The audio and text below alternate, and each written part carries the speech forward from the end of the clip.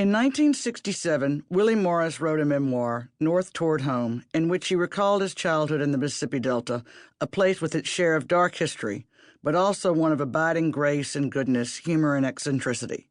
Like Willie, I grew up in the Delta, in Greenville, about 70 miles up the road from his birthplace in Yazoo City, and like Willie, I went north, first to Washington, D.C., and then to Manhattan, not toward home exactly, but for a career in journalism and what I hoped would be a rich, full life. It was. But a few years after Willie returned home, I came back south too, first to New Orleans, where I have lived off and mostly on since the early 1990s, and more recently to my beloved Delta, where I'm building a house. Until I came back, I don't think I realized how much I'd missed the landscape and the sense of community, the humor and the good-heartedness, the agricultural scent of earth and chemicals more powerful to me than any of Proust's Madeleines. Most of all, I'd missed the fact that fun was so damn easy to get up to. I had some fun with Willie a time or two before he left us in 1999, but his prose is what I remember best. I frequently quote his line that it's the juxtapositions that get you down here, because they sure as hell still abound.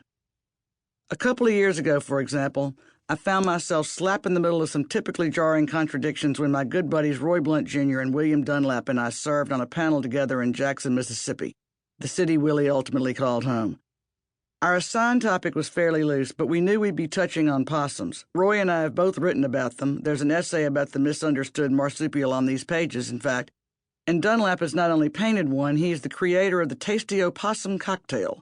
Vodka, a splash of cranberry juice, a dash or two of orange bitters, and an orange slice as garnish. As a prop of sorts, and perhaps a spot of inspiration, we decided to bring the cocktails with us onto the stage, which was actually the chancel of the Methodist Church that had been commandeered for the occasion. As it happened, a few months before the event, Mississippi Governor Phil Bryant had signed a bill into law that allowed handguns inside churches. For an added flourish, Bryant chose to do so with his own personal handgun, a Glock, atop the large family Bible on his desk, a newspaper image greeted with an alarming amount of equanimity by a large segment of the populace. Roy and Dunlap and I, on the other hand, did not fare so well with the locals. Weeks after our panel, we learned we'd caused something of a scandal for drinking alcohol in the Methodist sanctuary. Too bad we weren't packing heat instead. No one would have flinched. This is the kind of stuff that keeps you pretty much constantly on your toes. It also provides ample fodder for people like me who make a living documenting the various goings-on in these environs. The particular goings-on in this volume were all penned for Garden and Gun magazine, where I've been writing since its happy inception more than a decade ago.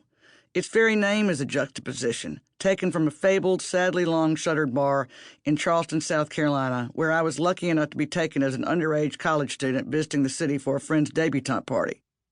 There were ceiling fans and balconies, sailors and socialites, the occasional drag queen, and the frequent sockless Gucci wearer.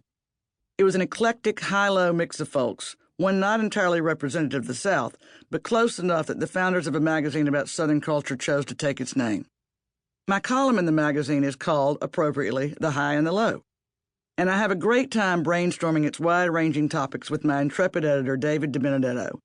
I write about our music and our food, two of the region's best gifts to the rest of the country, our critters and our penchant for hunting and making a meal out of them, our drinking habits, prodigious, our talent for making our own fun, highly necessary, and some of our more embarrassing tendencies, including our seemingly bottomless propensity for committing a whole lot of craziness in the name of the Lord.